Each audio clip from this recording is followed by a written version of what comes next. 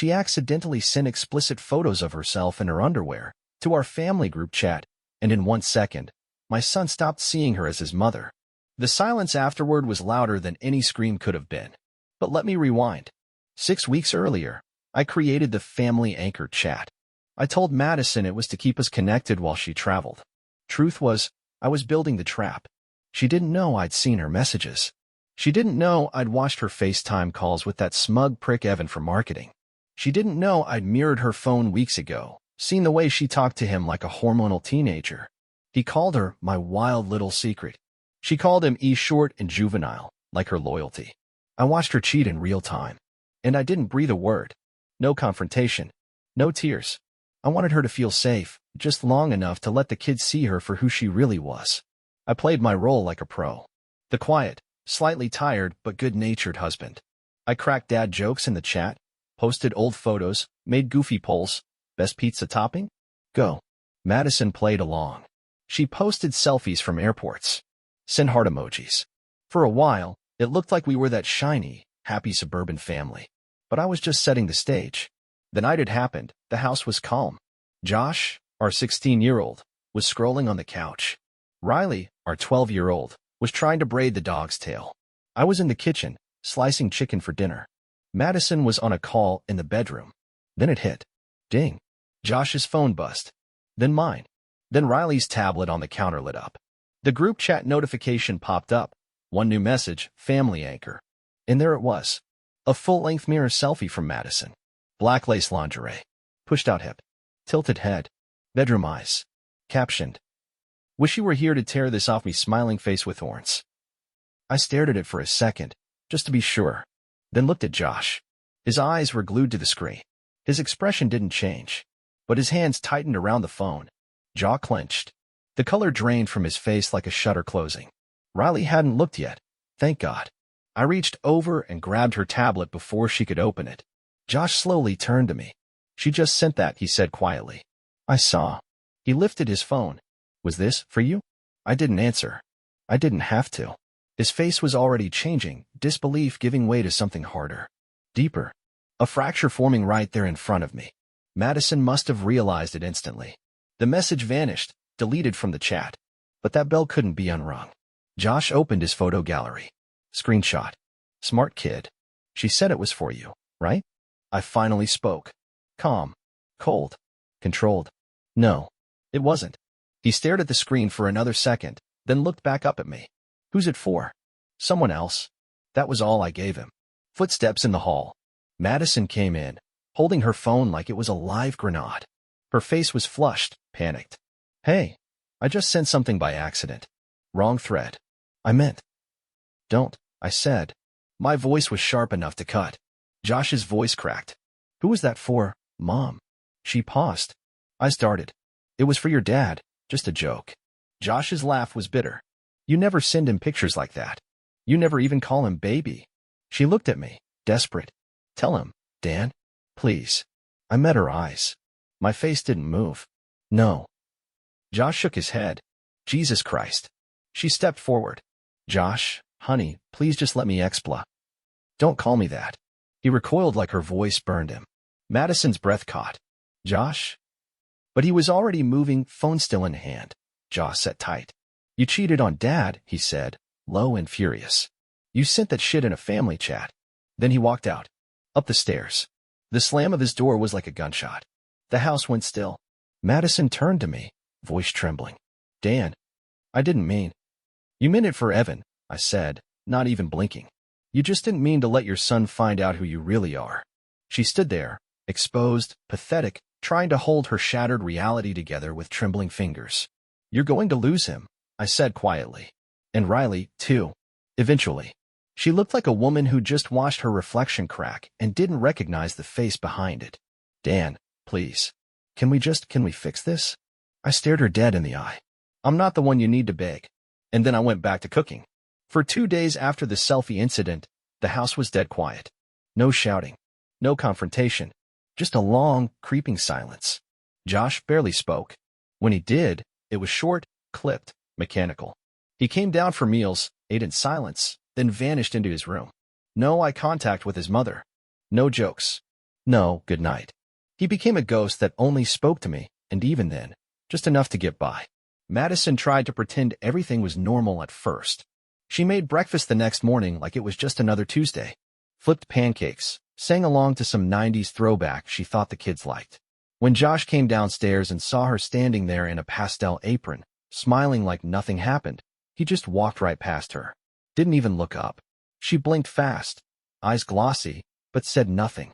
That hurt her more than any words would have. Riley, meanwhile, hadn't seen the photo, but she felt the atmosphere shift. 12-year-olds are smarter than we give them credit for. She noticed the tension, the way her brother avoided their mom, the way I watched Madison with that calm, unreadable stare that said I know everything. That night, after homework, Riley came into the kitchen while I was washing dishes. She stood there for a minute, then asked, "Did Mom do something bad?" I turned off the water, dried my hands, looked at her. "What makes you say that?" She shrugged, but her eyes darted. "Josh won't talk to her, and she's acting all fake, like she's hiding something, like she's scared." I didn't answer right away. "Sometimes," I said slowly, "people make choices that change how others see them, and once trust is broken, it's hard to get it back." She stared at me. "Did she lie to you?" I held her gaze. "Yes." She nodded once. Quiet. Processing. "Is that why Josh is mad?" I sighed. "He found out the truth before I could protect him from it." She looked away, biting her lip. I could see her gears turning. "Is it something I should know?" "Not yet," I said gently. "But you will. When it's time." She just nodded again. "Okay." She didn't push. Didn't ask more. But I saw it. The beginning of the shift. A seed planted. One that would grow on its own. Madison, meanwhile, was falling apart quietly. She tried to fix things in her usual way. Performative affection, overcompensating sweetness. She offered to take Riley out for ice cream. Just the two of them. Riley declined. Said she had homework. Lie. I knew she was watching anime in her room. But she'd rather do that than be alone with her mother. Later that night, Madison knocked on Josh's door. I was standing in the hallway when it happened. "Josh." Her voice was soft. "Can we talk?" No response. She knocked again. "Please." Still nothing. "Sweetheart, I made a mistake, and I want to." The door opened a crack. Josh's face appeared, expression like stone. "You didn't make a mistake," he said coldly. "You made a choice." Then he closed the door in her face. She stood there for a full 30 seconds, just staring at the wood, then walked away. She came to me after midnight, tears in her eyes, voice shaking. "Dan, I need your help." "With what?" "The kids. They're turning against me. Josh hates me. And Riley, she's avoiding me." "They're reacting to your actions," I said. "What did you expect?" Her lip trembled. "You're their father. Can't you talk to them?" I looked her straight in the eyes. "You're the one who blew this family apart with your dick appointment selfies. Don't come to me now asking for cleanup." Her mouth opened, then closed. She said nothing, just walked out of the room. The next morning, I caught Riley scrolling through my phone at the breakfast table. She wasn't being sneaky, just curious. I left it open on purpose, knowing it had a couple of subtle clues. Not messages, but a calendar entry labeled Madison, Hotel, Room 428, and a contact listed as Evan, her real priority. She squinted at it. "Who's Evan?" I sipped my coffee. "Someone your mom values more than her family." She stared at me, then at the phone, then back. She didn't say a word, but she didn't need to. The gears were grinding again. Fast this time. Riley was figuring it out, and unlike Josh, she wouldn't explode. She'd withdraw. She'd grow quiet, observant, distant. She'd watch her mother with fresh eyes, and she'd come to her own conclusions. That was what I wanted. Not manipulation, just clarity. Let Madison try to spin her web of lies. Let her smile and serve pancakes. Let her play house like nothing happened. Every fake hug, every forced laugh, it would only make the truth more obvious. Because once your own children look at you and see a fraud, you don't come back from that. By day 6, Madison had moved from denial to desperation. I watched her spiral in slow motion, trying everything. Family dinners, game nights, surprise movie tickets. But the more she pushed, the more the kids pulled back. Josh didn't even pretend anymore. He answered her questions with one-word replies, if at all. When she asked if he wanted to go to the mall, he said, "I don't go places with strangers." That one cut deep. I saw her flinch like she'd been slapped. Riley, though, she was different. slower, subtler. That made her more dangerous to Madison than Josh ever could be. Because Riley didn't yell. She studied. She watched. She waited. And now, she was watching everything. One night, I was out back grilling when she slid next to me. Arms folded, expression unreadable. Mom's been crying a lot. She has. Why? I flipped the steak, gave it a second. Because she's losing the people she lied to. Riley nodded. Thought for a second. She asked me to delete her search history on her laptop the other day. That made me pause. She said it was slowing down the Wi-Fi, Riley added, but she was acting weird. Nervous. I didn't reply. I just turned the heat down and let her speak. She always used to be on Facebook and Pinterest, she said. Now she's on private browsing all the time. And her emails are all work-related, but she closes her screen whenever I walk in. I looked at her. What do you think she's hiding? She didn't answer right away. Just stared out at the yard, biting her lip. I think she's talking to someone she's not supposed to be. I didn't nod. Didn't confirm. Just let her sit in that silence. And then she said quietly, I think that photo wasn't meant for us. Boom. There it was. The dots were connecting. She sent it to Josh by accident, didn't she? Riley asked, voice small. That's why he won't talk to her. I didn't look away. Yes. She was dressed like that for someone else. Yes. Her eyes dropped. Shoulders tensed. She let that settle in her chest. I saw the flicker of betrayal hit her, slow and crushing. I used to think she was perfect. That broke something in me. I know. She said she was working late last week, she whispered. But I saw her in the driveway wearing heels. She only wears those when she's going out, not to meetings. She came back after midnight. I stayed quiet. Then she turned to me and asked, Why didn't you tell me? Because you deserve to find the truth on your own. She nodded. Tears welled up, but she blinked them back like a soldier. She lied to all of us. She did. Riley took a deep breath. She's still lying. And she was right. Madison was trying to backpedal. I saw it in everything she did. She started deleting photos off her Instagram. Old comments from Evan were vanishing. She changed her iPhone lock screen from a cheesy quote to a picture of the four of us at Disney, years old. A fantasy version of the family she thought she could still save. It was pathetic. One morning, she made French toast from scratch. Riley came down, looked at the plate, then walked right past it. Grabbed a granola bar instead. You love French toast, Madison said, hopeful, almost begging. I used to, Riley replied deadpan. When you were still my mom. And then she walked out. Madison sat there frozen, the fork shaking in her hand. The smile dropped from her face like a mask slipping off. Later that afternoon, she came into the garage where I was fixing the shelves. She knows, she whispered. I didn't look up. She figured it out. Josh hates me. Riley's pulling away. You're just standing there like this is all normal, like you want them to turn on me. I don't need to make them turn, I said, calmly. You did that all on your own. She leaned against the wall, voice cracking. You're enjoying this. I'm watching consequences play out, I replied. Enjoyment has nothing to do with it. Her eyes welled up. You could have stopped this. No, I said, turning to face her. You could have. The moment you unbuttoned your shirt for someone who wasn't your husband. The moment you looked at your own kids and decided your secret pleasure was more important than their trust. She covered her face, sobbing. But there was no sympathy left in me. None. Let her fall apart. Let her break. Because in the coming days, it would only get worse. She hadn't seen what Riley was planning next. And I wasn't about to warn her. It was a Saturday afternoon when Riley finally decided she was done pretending. The house was quiet.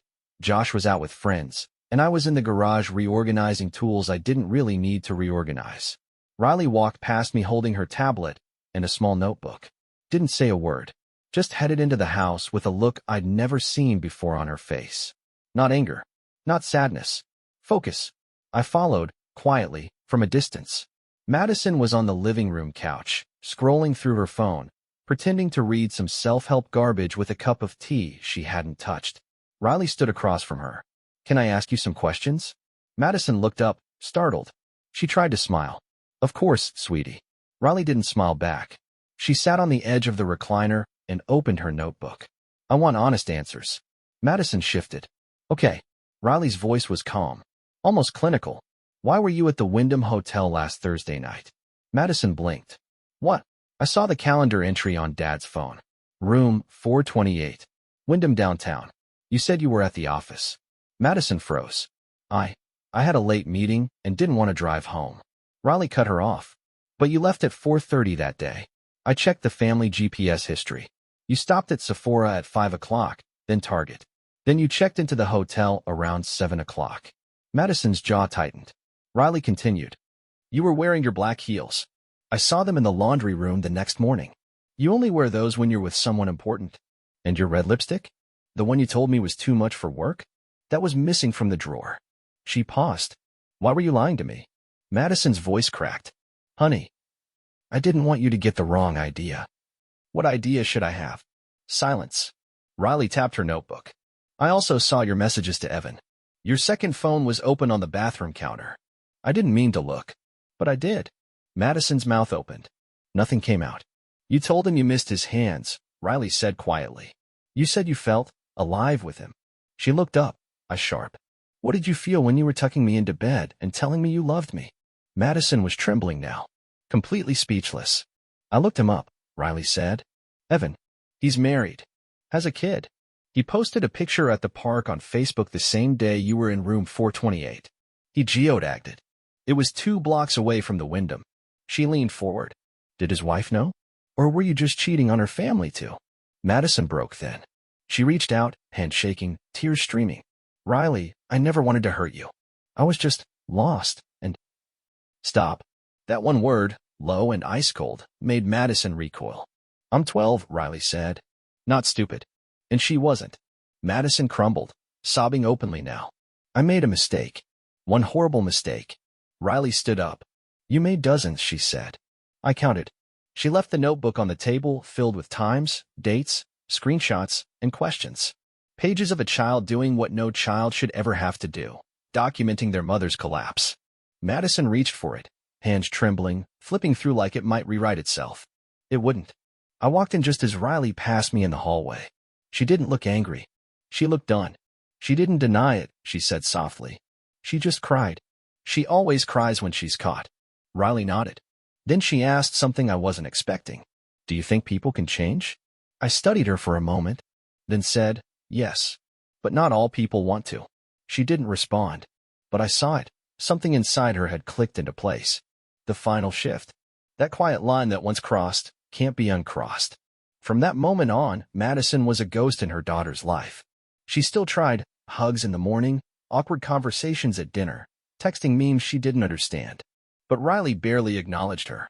She stopped answering texts, stopped responding to kisses on the cheek, started calling her Madison instead of Mom in her notebook. She wasn't being dramatic. She was being honest.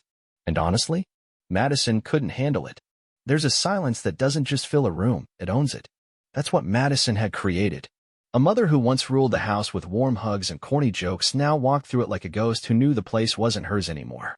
Her laughter, her voice, even her footsteps, they all started sounding out of place. The woman who once claimed to be the emotional glue of the family was now the crack running through the center of it. Josh stayed distant, a permanent wall between him and his mother. He didn't yell. He didn't act out. He didn't need to. His indifference was surgical. She'd walk into the room, and he'd walk out. She'd try to ask how school was, and he'd slide in his earbuds mid-sentence. The way he ignored her was worse than hatred. It was erasure. But it was Riley who delivered the deepest cut. After her quiet confrontation the week before, Madison had gone into overdrive. She started reading parenting blogs, watching How to Rebuild Trust with Your Child YouTube videos at 2 a.m., printing articles about repairing emotional bonds. She bought Riley a new iPad. Riley didn't even open the box. She texted Riley long messages about how everyone makes mistakes, how family is about forgiveness, how nothing can break a mother's love. Riley responded with a single word, noted. I watched it unfold, quietly. Never interfered. Never offered advice to Madison. That wasn't my job anymore. She had buried herself. I was just handing her the shovel whenever she needed it. Then one Saturday, she decided to try something big. Something bold. A grand gesture. She asked Riley to spend the afternoon with her. Just the two of them. Shopping. Maybe some lunch. Like old times. Riley said she'd think about it. Madison clung to that sliver of hope like it was a life raft. She spent the whole morning getting ready. Hair curled. Nails done. That fake glowing smile painted back on her face. She even wore that blue blouse Riley used to say made her look like Elsa. She sprayed that same perfume Riley used to love. Ironic, really, that she was now using a weaponized version of nostalgia to claw her way back into the past. When Riley came downstairs, Madison lit up. Practically bounced. "You ready?" she asked, keys already in hand. Riley looked at her. Not with disgust. Not with hate. Just flatness. "I want to hawk first," she said. Madison blinked. "Of course, sweetheart." Riley sat down at the kitchen table. Calm. Collected. Her tone was steady, too adult for her age. "I know you're trying really hard to fix things." Madison sat across from her, hands folded like a student waiting for praise. "And I know you think taking me out and buying me things will help me forget what you did."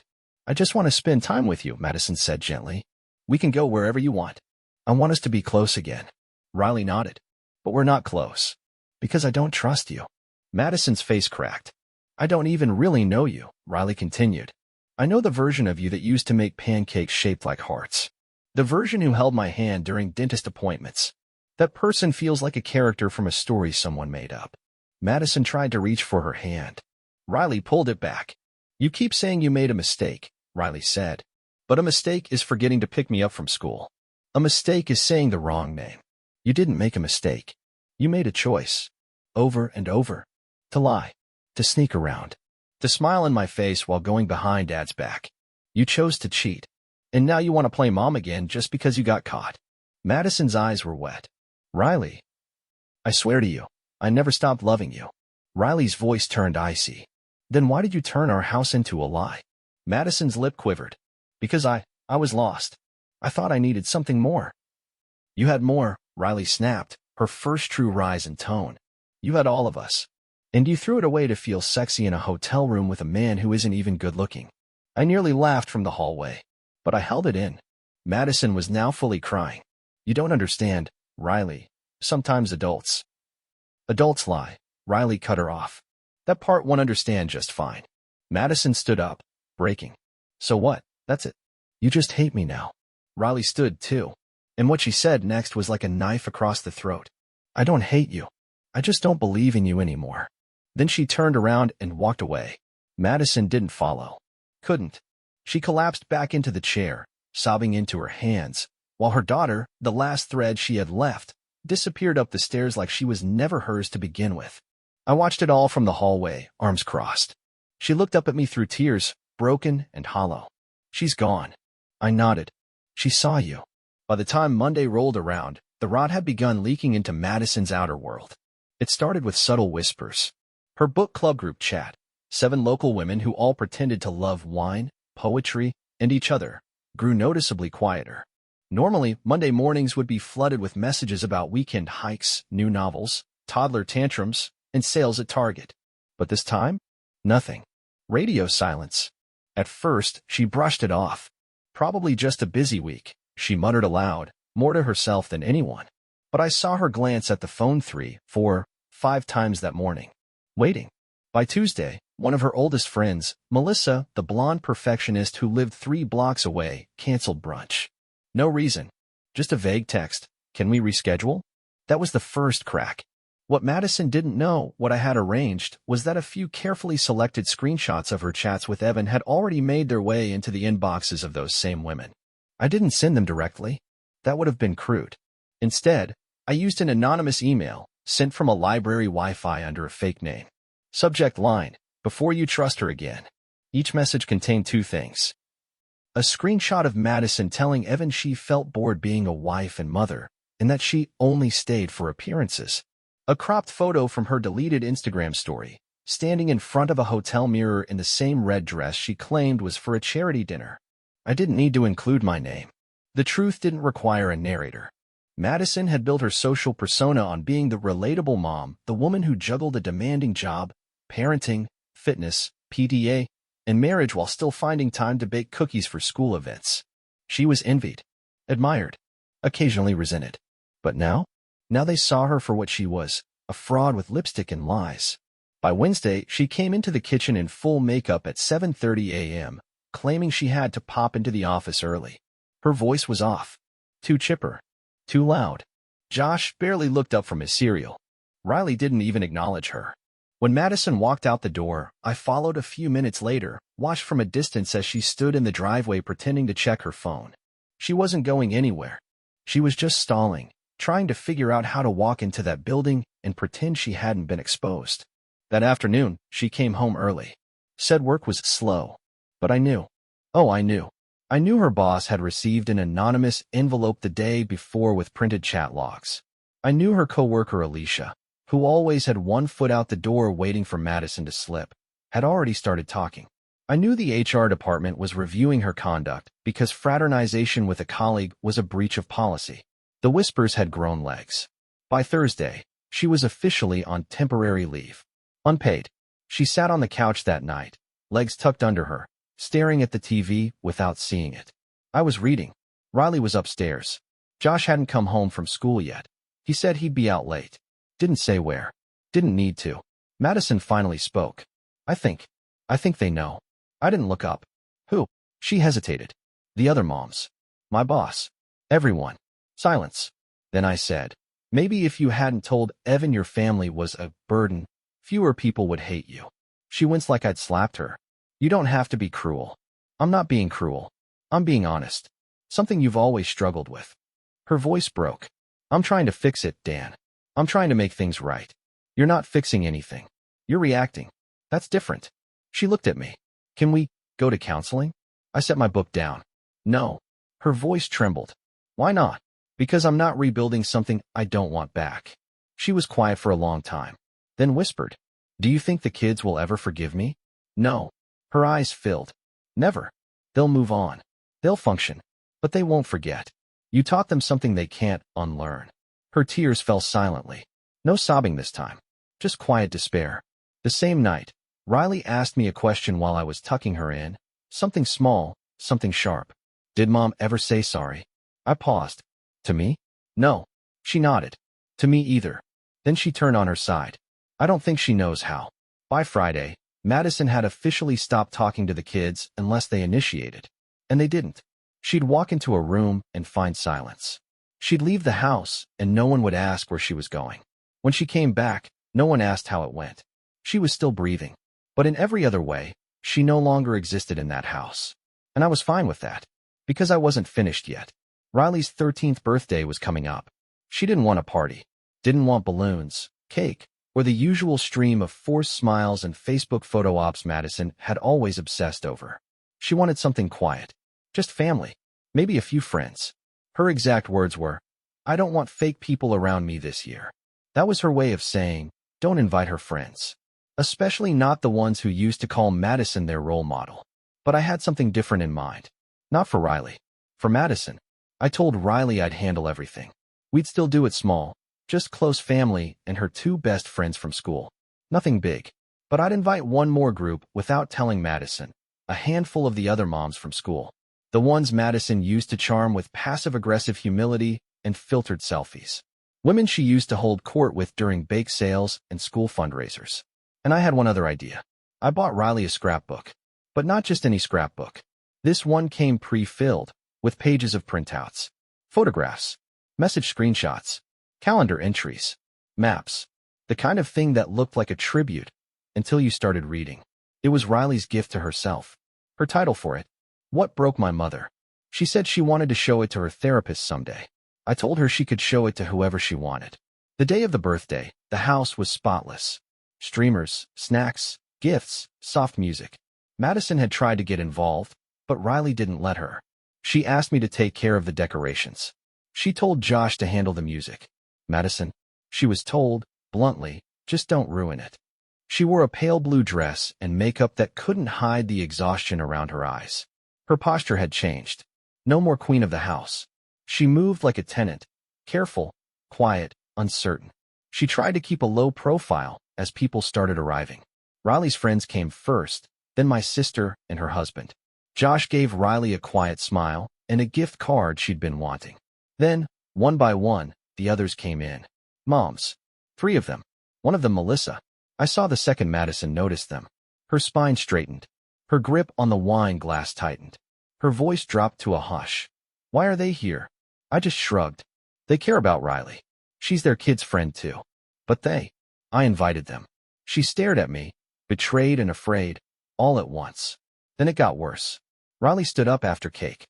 She held the scrapbook in her arms and said she wanted to say something. "Thank you, everyone," she began, "for coming. This year has been different. I've learned a lot. Mostly about people." She glanced at Madison without blinking. "Sometimes you grow up thinking someone is your hero. But heroes don't lie. They don't sneak around. They don't pretend." Madison took a step forward, trying to stop her. I raised a hand. She froze. "I made this," Riley continued, holding up the scrapbook, "to remind myself what not to become." She opened it. One of the first pages was a photo of our family from 2 years ago, Madison with her arm around Riley, smiling like she was already hiding something. The next page, a printed screenshot of the group chat message. The lingerie selfie. Caption intact. Gasps. Madison let out a strangled, "Riley, please." Riley flipped another page. A timeline of lies. Dates. Calendar events. Labeled with, said she was at work. Was actually at a hotel with a man named Evan. The moms saw it. One whispered, "Oh my God." Another muttered, "She said she was mentoring that guy." Riley flipped to the final page. A simple sentence in her neat, girlish handwriting. "This is what betrayal looks like when it wears makeup and says it loves you." Then she closed the book, handed it to me, and sat down. Silence. Madison's lip trembled. "Why would you do this? In front of everyone?" Riley didn't look up. I stepped in. "Because you always wanted an audience, Madison. Here it is." She turned to me, eyes wild. "You planned this. You wanted them to see it." "No," I said calmly. "You wanted them to see you. I just made sure they saw everything." Melissa put her drink down and said, "We're leaving." "Sorry, Riley. Happy birthday, sweetheart." Then she walked out. The others followed. Madison stood alone in the center of the room, the silence suffocating her. Her daughter wouldn't look at her. Her son was already gone. Her husband had just pulled the curtain back. She wasn't just exposed. She was finished. She left 2 hours later without saying a word. Just packed a bag and walked out. She's living with her sister now, the one she used to roll her eyes about when she thought no one was listening. Her friends are gone.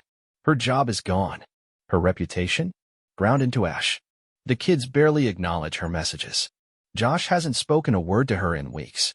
Riley, when asked how she feels about her mom, answers the same way every time. "She's not my mom anymore. And me? I sleep well. No shouting. No drama. Just execution. Cold. Precise. Because I didn't just want her gone. I wanted her remembered. As a warning." The morning after Riley's birthday, the house was different. It wasn't louder or happier, but it was lighter. Something oppressive had been lifted. I stood at the kitchen island making pancakes, real ones, not Madison's gluten-free, protein-packed, Instagram-worthy abominations. Josh came down first. He nodded. Riley followed, wrapped in her oversized hoodie. No words yet. She sat at the table. And for the first time in weeks, we ate breakfast like a family again. She didn't text that day. Didn't call. But by evening, the email started. Subject: "I'm sorry. Please tell Riley I'm sorry. Please tell her I miss her." Subject: "Just one chance. I didn't know how deep the hurt went. I want to talk. I want to fix it. Please. One dinner. 1 hour." Subject: "Tell them I'm still their mom. They'll understand when they're older." I didn't reply. Not to a single one. Josh walked by as one popped up on my screen. He saw the sender. Rolled his eyes. She still thinks this is about her. Exactly. Madison didn't know how to process being ignored. She could have handled screaming. She might have even welcomed it. But being met with silence, with cold indifference, that broke her in ways she couldn't fix with makeup and flowers.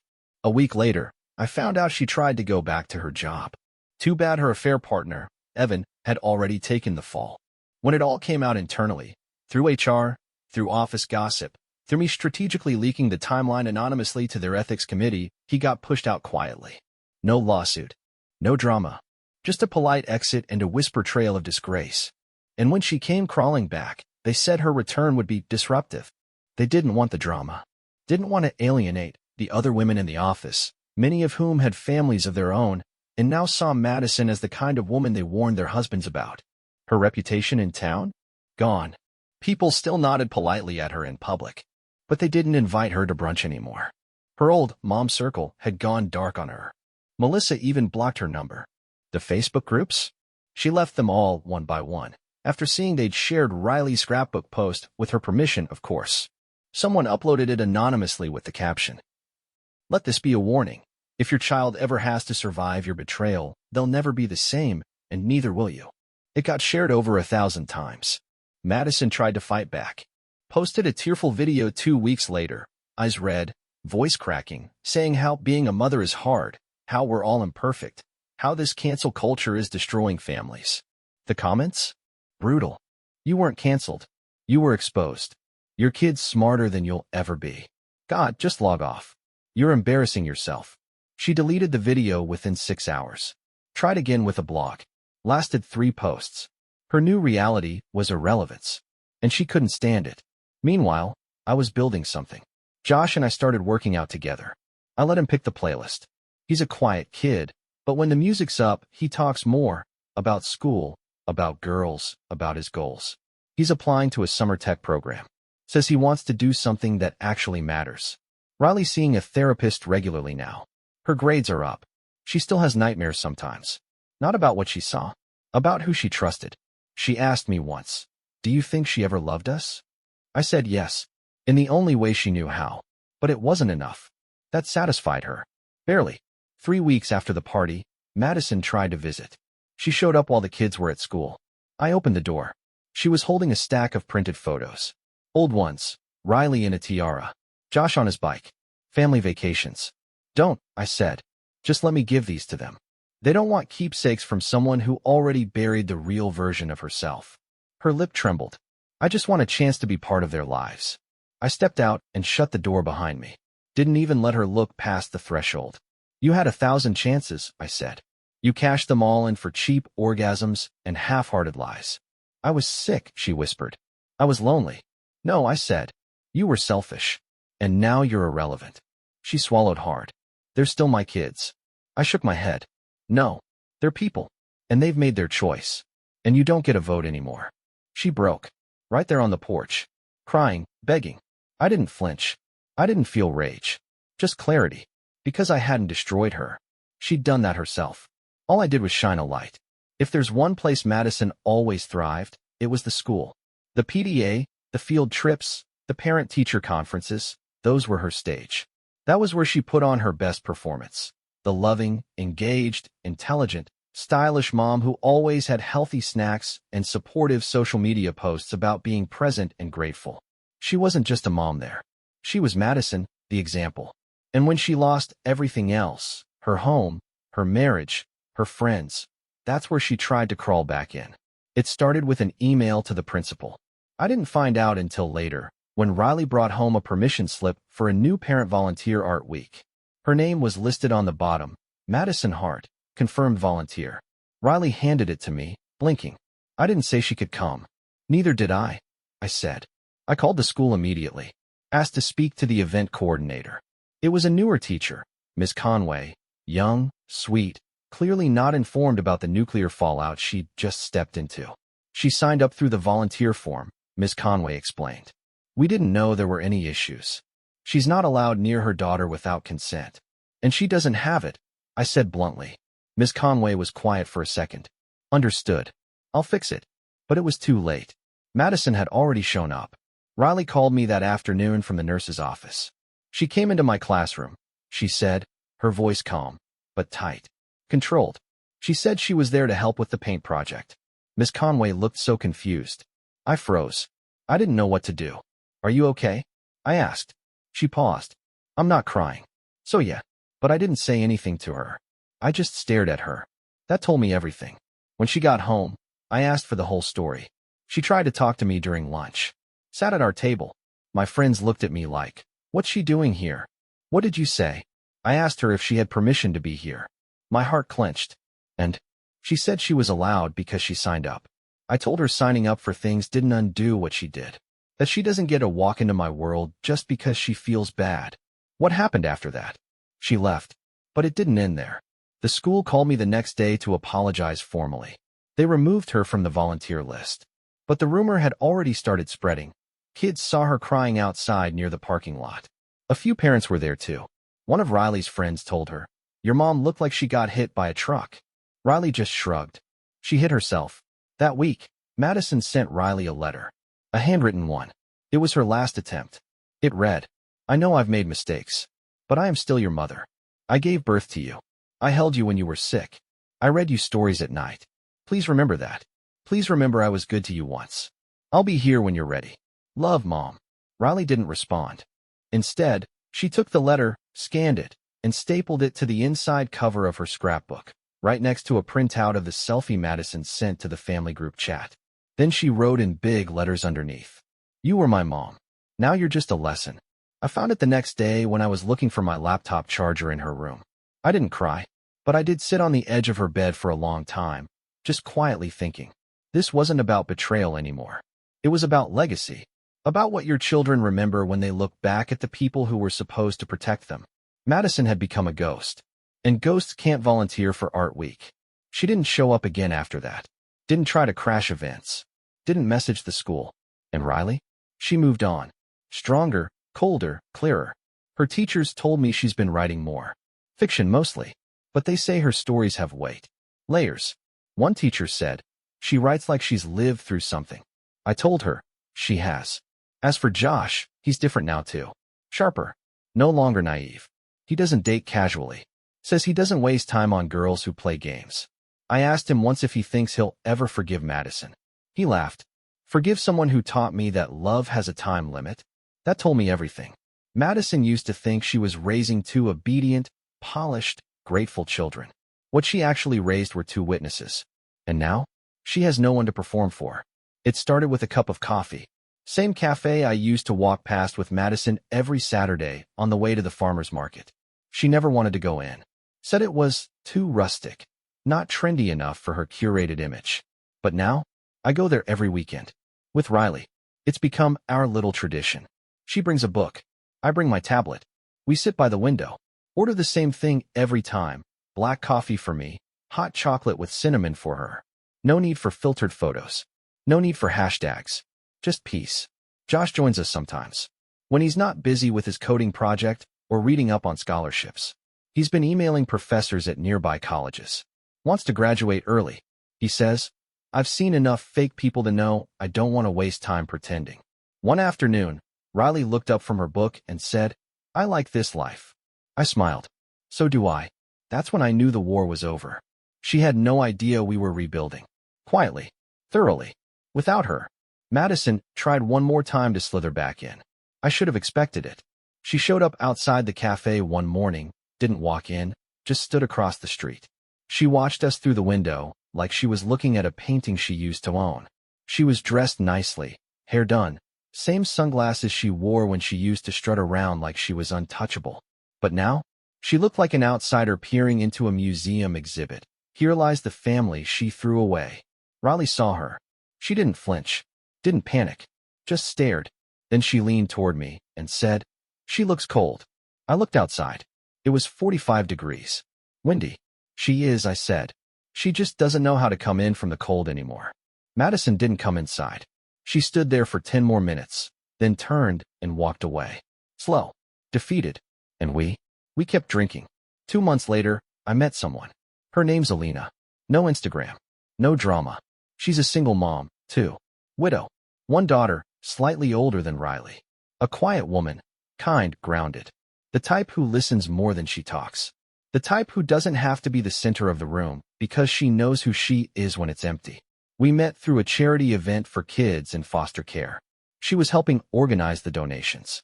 I was there with Josh, dropping off some laptops from a local fundraiser we'd helped run. Our conversation started over a printer jam. 3 months later, she was at our dinner table. Riley liked her instantly. They share books, trade sarcastic jokes. Alina doesn't try to replace anything. She just shows up, consistently, gently. She doesn't force affection. She earns it. Josh respects her. Says she's real. Madison found out. I don't know how. Probably through one of her digital tentacles still lingering on a forgotten Facebook connection. Maybe someone posted a photo. Maybe someone said something. But I know she found out.